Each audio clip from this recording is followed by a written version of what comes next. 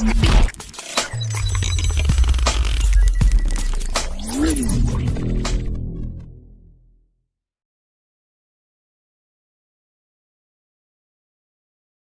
Friends, यदि आप किसी न किसी कॉम्पिटिटिव एग्जामिनेशंस की तैयारी कर रहे हो या फिर आप तैयारी करने की सोच रहे हो तो ये न्यूज़ आपके लिए बहुत ही इंपॉर्टेंट है। हमारी मोदी सरकार कैबिनेट ने कल एक बहुत ही महत्वपूर्ण फैसला लिया है। इस फैसले के अकॉर्डिंगली अब जो भी हमारे यहाँ ग्रुप बी और ग्रुप सी के एग्जामिनेशंस होते हैं उनके टायर 1 के लिए एक कॉमन एंट्रेंस टेस्ट लिया जाएगा। ये आखिर ये सेट की परीक्षा है क्या? सेट एक ऐसी परीक्षा होगी जिसके पास होने के बाद कैंडिडेट्स को किसी भी ग्रुप बी या ग्रुप सी की भर्ती के लिए सीधा टायर 2 के लिए एलिजिबल माना जाएगा। अब ये एलिजिबिलिटी किस आधार पर होगी? आपकी क्वालिफिकेशन के आधार पर ये एलिजिबिलिटी होगी। कैसे?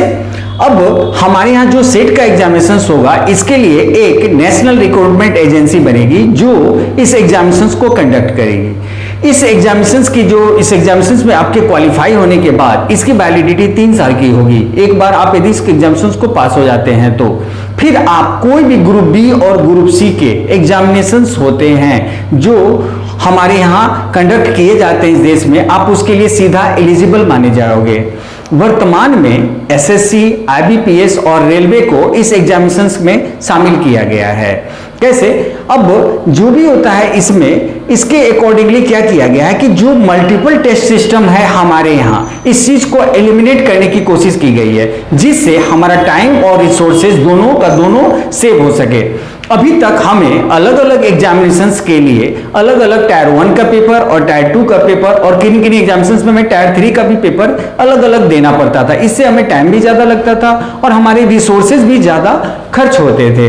तो सरकार के इस महत्वपूर्ण फैसले ने इस चीज को काफी हद तक बदल दिया है।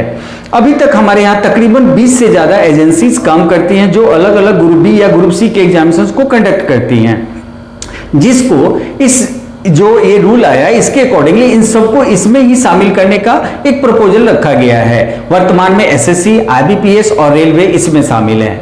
कॉमन एलिजिबिलिटी टेस्ट जो है, इस एलिजिबिलिटी टेस्ट में आप यदि एक बार क्वालिफाई हो जाते हैं तो इसकी वैलिडिटी 3 साल के लिए होगी और आप किसी भी ग्रुप बी और ग्रुप सी के एग्जामिनेशंस को के टायर 2 के लिए आप सीधा अपनी क्वालिफिकेशन के अकॉर्डिंगली एलिजिबिलिटी और उसमें अप्लाई करने के लिए कैपेबल हो जाएंगे। अब यहां पे बस 2 चीजों को रखा गया है क्या कि ग्रुप बी के नॉन गजेटेड पोस्ट और ग्रुप सी के नॉन टेक्निकल और क्लर्कल पोस्ट और पब्लिक सेक्टर बैंक के बहुत सारे रिक्रूटमेंट सेट के थ्रू लिया जाएगा। इस सेट में आपको बस एक ही चीज है कि आपको करना क्या है, आप एक बार इस सेट को क्वालिफाई करें और सीधा उसके बाद सीधा टायर 2 के लिए आप किसी भी एग्जामिनेशंस में अप्लाई करें और एग्जाम दें। अब की एलिजिबिलिटी कैसे होगी? यदि आप ग्रेजुएट हैं तो आप उन सारे एग्जामिनेशंस के टायर 2 के लिए अप्लाई करने के लिए एलिजिबल होंगे जिसकी क्वालिफिकेशन को ग्रेजुएशन रखा गया है।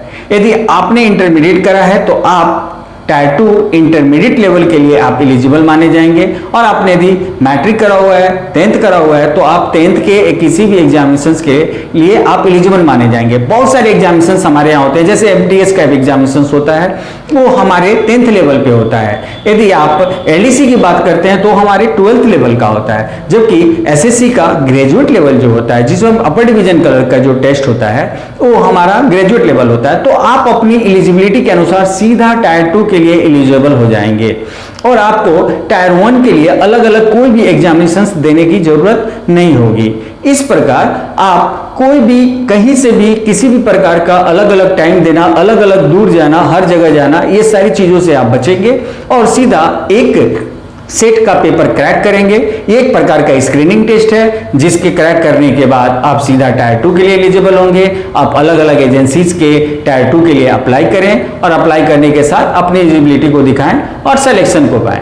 तो दोस्तों ये इंफॉर्मेशन से आगे और भी बहुत सारी इंफॉर्मेशन जो इससे जुड़ी हुई होगी वो मैं आपको हमेशा अवेलेबल कराऊंगा इस चैनल के थ्रू। तो मेरे चैनल के साथ बने रहें। धन्यवाद।